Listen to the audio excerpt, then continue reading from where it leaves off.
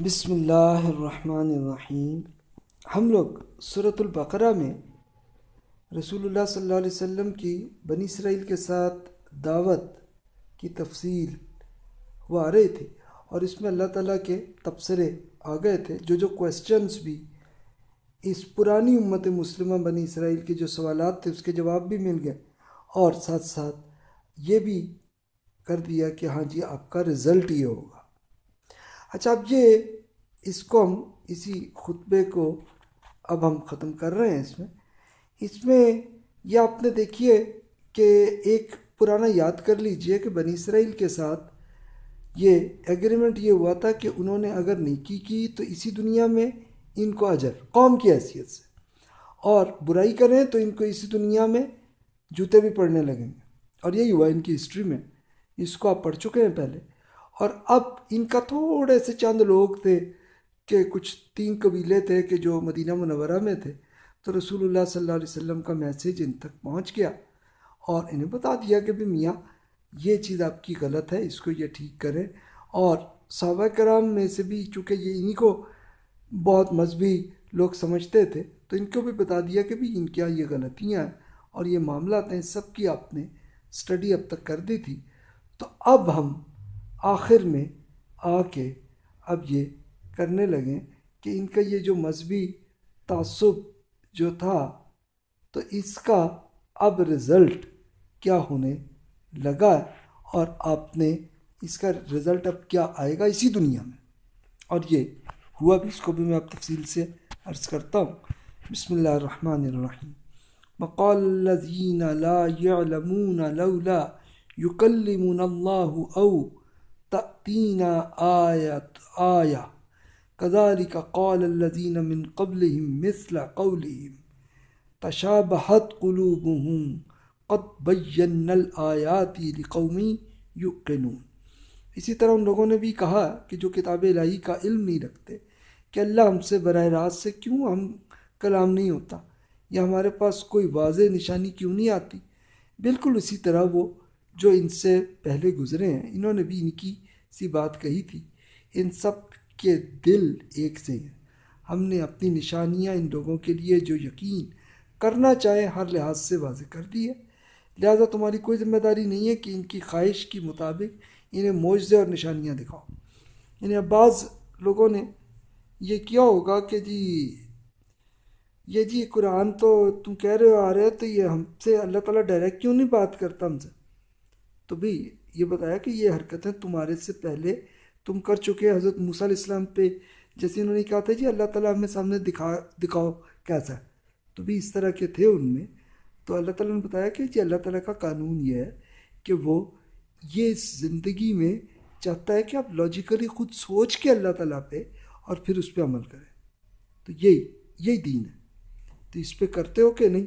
تو اگر نہیں کیا تو ٹھیک ہے، یہ تم ویسے ہی ہو، ان پہ کوئی ذمہ داری نہیں ہے کہ تم ان پہ معجزے اور یہ نشانیاں ایسی دکھاؤ کہ جناب یہ کنفرم مان لیں۔ نہیں، یہ ان کی اپنی نیت خراب ہے۔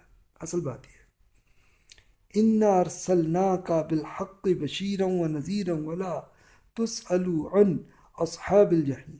ہم نے تمہیں حق کے لیے ساتھ بھیجا، اے پیغمبر، بشارت دینے والا اور خبردار کرنے والا بنا کر، اور تم سے ان دوزخ والوں کے بارے میں ہرگز کوئی پرسش نہ ہوگی۔ یعنی آپ پرواہ نہ کریں اے رسول اور اے صحابہ کہ آپ پہ اس میں کچھ نہیں ہوگا، آپ نے صرف میسج پہنچانا ہے، پہنچا دیا ہے، بات ختم۔ اصل ان کی نیت پہ معاملہ، اس پہ اللہ تعالیٰ پھر جو بھی ان کو سزا ہے یا جزا ہے آخرت میں بھی اور اس دنیا میں بھی جو دینا دے گا، تو پرواہ نہ کریں۔ اچھا، اب اس میں آپ پہ بھی یہ ایکسپیرینس ہوگا، آپ دین کی دعوت دیتے ہیں تو لوگ نہیں مانتے، یہ ہوتے ہیں تو ہم پہ بڑا دکھ آتا ہے کہ یار ہم کوئی ایسے کریں، ایسے طریقے سے کریں، یہ مان جائے۔ نہیں، ایسا نہیں ہوتا۔ یعنی ہمارا میسج اللہ تعالیٰ کا میسج صرف پہنچانا ہوتا ہے، بس دیٹس اٹ۔ ماننا یا نہ ماننا، سننا یا نہ سننا، یہ انہی کی رسپانسبلٹیز ہیں۔ اور اب آپ خود دیکھ سکتے ہیں، قرآن پاک کو پورا پڑھ لیں تو کیا خود قرآن آپ کے دل میں کس رزلٹس پہ پہنچاتا آپ کو؟ تو یہ اب آپ خود سوچئے، خود غور کیجئے اس میں۔ وَلَن تَرْضَى عَنْكَ الْيَهُودُ وَلَا النَّصَارَى حَتَّى تَتَّبِعَ مِلَّتَهُمْ قُلْ إِنَّ هُدَى اللَّهِ هُوَ الْهُدَى وَلَئِنِ اتَّبَعْتَ أَهْوَاءَهُمْ بَعْدَ الَّذِي جَاءَكَ مِنَ الْعِلْمِ مَا لَكَ مِنَ اللَّهِ مِن وَلِيٍّ وَلَا نَصِيرٍ۔ یہ یہود اور نصارہ آپ سے ہرگز راضی نہ ہوں گے جب تک ان کا مذہب اختیار نہ کر لیں، لہذا کہہ دیجئے کہ اللہ کی ہدایت ہی اصل ہدایت ہے، اور جان لو کہ اگر تم اس علم کے بعد جو تمہارے پاس آ چکا ہے اس کی خواہشوں پر چلے تو اللہ کے مقابلے میں تمہارا کوئی دوست اور کوئی مددگار نہ ہوگا۔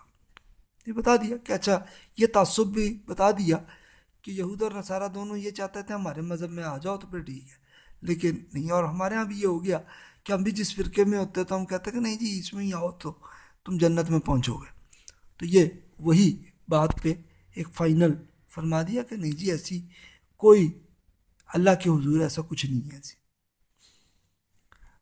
الذین آتیناہم الکتاب یتلونہ حق تلاوتہ اولئک یؤمنون بہ ومن یکفر بہ فاولئک هم الخاسرون۔ تمہیں مطمئن رہنا چاہیے کہ وہ لوگ جنہیں ہم نے کتاب عطا فرمائی ہے اور ان کا معاملہ یہ رہا ہے کہ وہ اس کی تلاوت کا حق ادا کرتے رہیں، وہی اس ہدایت پر ایمان لائیں گے، اور جو اس کے منکر ہوں گے تو وہی اصل میں نقصان اٹھانے والے ہیں۔ اس کی وہی مثال کہ جیسے عبداللہ بن سلام رضی اللہ عنہ اور سیدہ صفیہ رضی اللہ تعالیٰ عنہ کہ یہ اچھے اسکالر تھے یہود کے اور سردار کے بیٹے تھے اور بیٹی تھی، تو یہ واقعی یہ اللہ تعالیٰ کی تلاوت پہ پورے مخلص تھے، صحیح طرح پڑھتے تھے، عمل کرتے تھے، وہ ایمان بھی جلدی لے آئے۔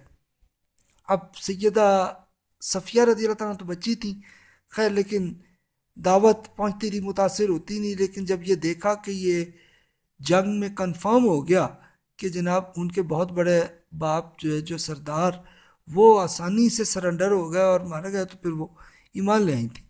اور عبداللہ بن سلام رضی اللہ عنہ تو جب رسول اللہ صلی اللہ علیہ وسلم کی ہجرت کے آتے ہی یہ قرآن کا بڑا حصہ پڑھ چکے تھے، جہاں تک ان تک آیا تھا وہ ایمان لے آئے تھے۔ تو یہ اچھے لوگ بھی، ان پہ بھی اللہ کا تبصرہ آ گیا، اور پھر فرمایا کہ یا بنی اسرائیل اذکروا نعمتی التی انعمت علیکم وانی فضلتکم علی العالمین۔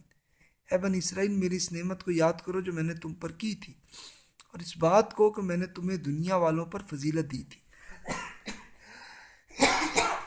یعنی فضیلت کیا تھی کہ انہیں اسی دنیا میں جزا اور سزا کا ایک سیمپل بننا ہے، نیکی کریں ان کو فوراً سپر پاور بن گئے، یہ فضیلت تھی، یہ دنیا کی سب سے بڑی سپر پاور بنے ہوئے تھے، اور جب برائیاں کی تو ان کو جوتے یہیں پہ پڑے اسی دنیا میں، اور بہت برے طرح پڑے۔ اس کی تفصیل انشاءاللہ تعالیٰ لیکچر میں آپ میرے ہسٹری کے جو لیکچرز ہوں گے اس میں آپ سن سکیں گے، اور انشاءاللہ پھر اس کے ساتھ ساتھ آپ جب سورہ بنی اسرائیل کا جب مطالعہ کریں گے تب بھی آئیں گے۔ تب پھر اس میں فرمایا وَاتَّقُوا يَوْمًا لَا تَجْزِي نَفْسٌ عَن نَفْسٍ شَيْئًا وَلَا يُقْبَلُ مِنْهَا عَدْلٌ وَلَا تَنْفَعُهَا شَفَاعَةٌ وَلَا هُمْ يُنصَرُونَ۔ اس دن سے ڈرو جب کوئی کسی کے کچھ بھی کام نہ آئے گا، نہ اس سے کوئی بدلہ قبول کیا جائے گا، نہ اس سے کوئی سفارش نفع دے گی، اور نہ لوگوں کو کوئی مدد ہی ملے گی۔ یہ پہلے بھی یہ آپ سٹارٹ میں دیکھ چکے ہیں، آیت جو ہے 47-8 میں یہ بتا دیا کہ بھی دیکھو اللہ تعالیٰ کے ہاں ایسا کچھ نہیں ہے کہ تمہاری کوئی سفارش ہو جائے گی تم بچ جاؤ گے آخرت میں، یا کوئی بدلہ جو ہے، بدلے کا مطلب ہے کہ تم کچھ اس کی پرائز پے کر کے اور جنت میں پہنچ جاؤ، تو ایسا کچھ نہیں ہوگا، نہ کوئی مدد دے گا، ایسا کچھ نہیں ہوگا۔ اس لیے یہ یاد کر لو اللہ تعالیٰ نے، اور یہ تم خود تورات میں پڑھ لو، یہی حکم ہے۔ تو یہاں تک ہوا، اب یہاں آ کے بنی اسرائیل کا معاملہ یہاں پہ جو حکم تھا وہ ختم ہو گیا۔ تو یہ وہی تھا جو میں نے شروع میں ہی آپ کو بتایا تھا کہ بنی اسرائیل کی ہسٹری میں کیا ہوا کہ رسول اللہ صلی اللہ علیہ وسلم کا پہلے تو ایگریمنٹ ہوا کہ جی اس میں یہ تھا کہ بھی آپ نے بنی اسرائیل نے، یہودیوں نے کچھ نہیں کرنا، بلکہ بس یہ ہے کہ اپنی سیکیورٹی مدینہ منورہ کی اس کو تم نے رکھنی ہے، اور اگر کوئی جنگ ہو گئی تو چلو آپ ہیلپ کر دینا ہماری. تو پھر لیکن ان میں بنی اسماعیل کے خلاف بڑا تعصب تھا بنی اسرائیل میں، کہ یہ جی اب یہ نبی بنی اسماعیل میں آ گئے، حالانکہ آپ پہلے پڑھ چکے ہیں کہ خود تورات میں یہ حکم موجود ہے، آج بھی آپ بائبل میں پڑھ سکتے ہیں کہ یہ لیڈرشپ اور جنت تو بس ہماری ہے، صرف یہی تھا ان کا، اور یہی حسد تھا. تو اکثر یہودیوں کی سازش اور جلا وطن اس کو پورا پڑھ چکے ہیں کہ کس کس قسم کی حرکتیں کی.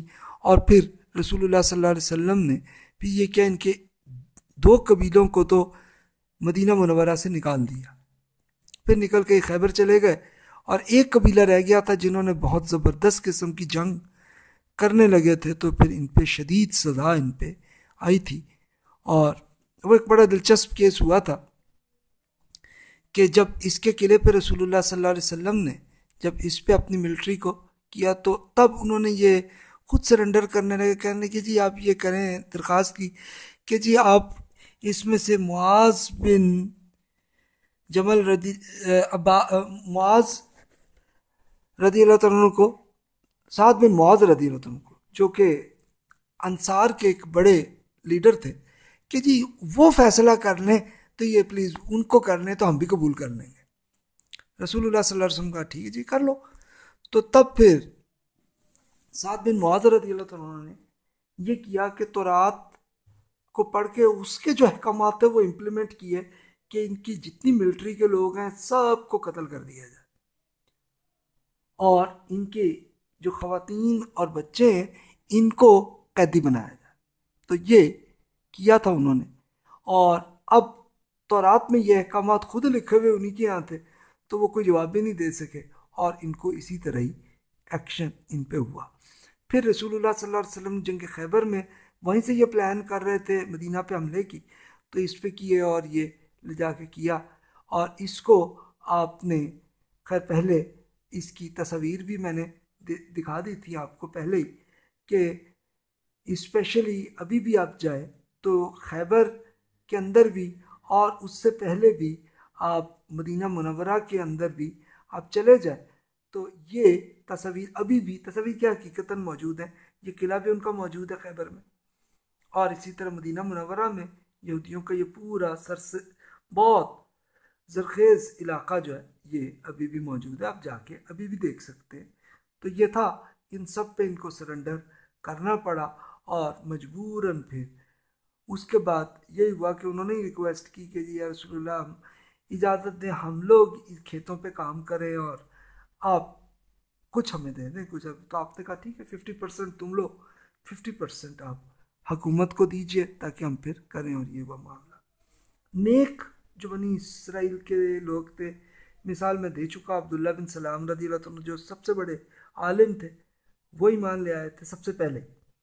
پھر سیدہ صفیہ رضی اللہ عنہ جو ایک بڑے سردار کی بیٹی تھی وہ ایمان لے آئی تھی، تو ان کو رسول اللہ صلی اللہ علیہ وسلم نے ان سے نکاح کر لیا تھا، اور وہ اب ہماری ام المومنین ہے کہ ہماری والدہ ہے، تو وہ ہے.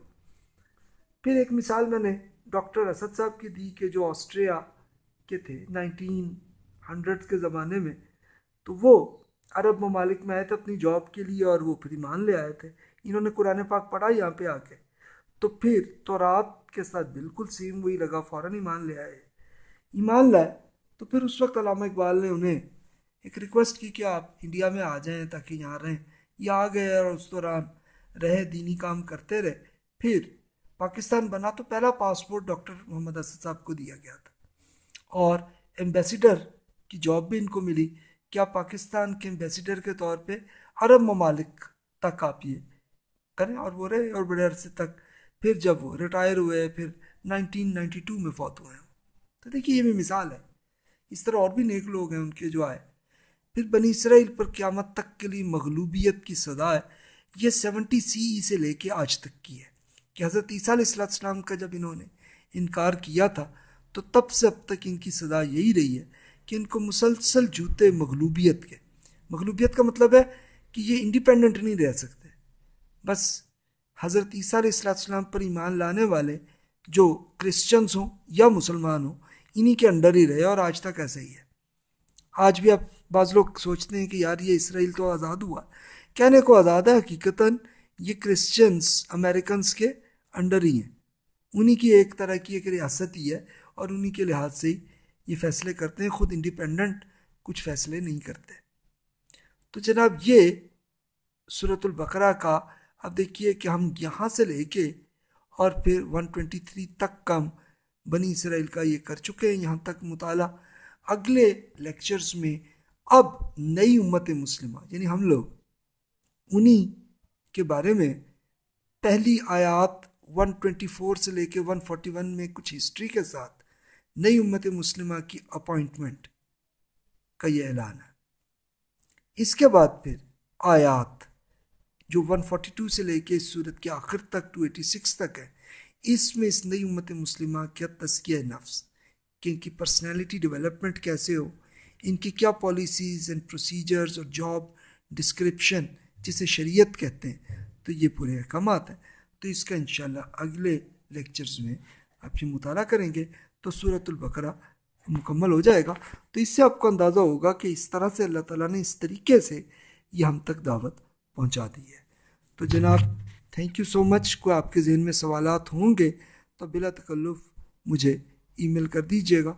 बहुत से सवालात होंगे आपके जहन में और वो होते हुए आपके जो भी आएंगे तो आप सवाल भेज सकते हैं, तो मैं खिदमत कर सकता हूँ।